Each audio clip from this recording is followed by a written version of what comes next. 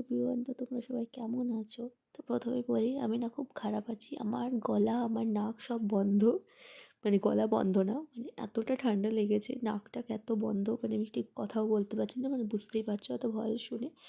যাই হোক, তো এই কেকটার গল্পটা একটু অন্যরকম, জানো তো। আমি ছোটোবেলায় যার কাছে পড়তাম সেই দিদি, মানে আগে ম্যাডাম বলতাম, এখন যেহেতু বড় হয়ে গেছি তাই দিদি, সে আমাকে এই কেকটা অর্ডার করে তার মেয়ের বার্থডের জন্য। আমাকে বলে দিয়েছিল যে অরেঞ্জ কালার করবি, তার সাথে একটা প্রিন্সেসের ছবি আর কিছু বাটারফ্লাই অ্যাড করবি। তবে বাটারফ্লাই আর অরেঞ্জ কালার যদি সেম নাও হয় তাও চলবে, কিন্তু বাটারফ্লাইটা কিন্তু পিঙ্ক হতে হবে আর কেকটা হতে হবে অরেঞ্জ। আর স্প্রিঙ্কেলটা আমি নিজের পছন্দ মতন মাল্টি কালারের স্প্রিঙ্কেল ইউজ করেছি।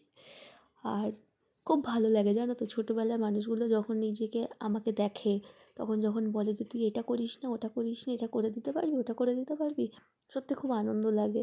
এইসব কাজগুলো আমি সত্যি খুব মজার সাথে করি। হ্যাঁ, এটা ঠিক কথা, কোমর ব্যথা, হাত ব্যথা, পা ব্যথা হয়েই যায়, তো তারপরেও আমি জানি না কেন আমার খুব ভালো লাগে এইসব কাজগুলো করতে। তো যাই হোক না কেন, তোমরা হয়তো জানোই অনেকে যে আমি কিন্তু এখন কেকের পাশাপাশি কিন্তু পিৎজাগুলোও শুরু করেছি। তো যা পিৎজা নিতে চাও বা ট্রাই করতে চাও অবশ্যই জানিও। আর এই কেকটা কেমন লাগলো ডিজাইনটা তোমরা জানাতে ভুলো না। আর পুচকুটার নাম ছিল আয়ুষ্মিতা।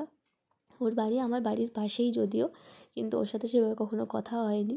তো যাই হোক না কেন, তো চলো আজকের মতন এইটুকুনি, আবার দেখা হবে তোমাদের সাথে নতুন কোনো ভিডিওতে। তো আজকে টাটা।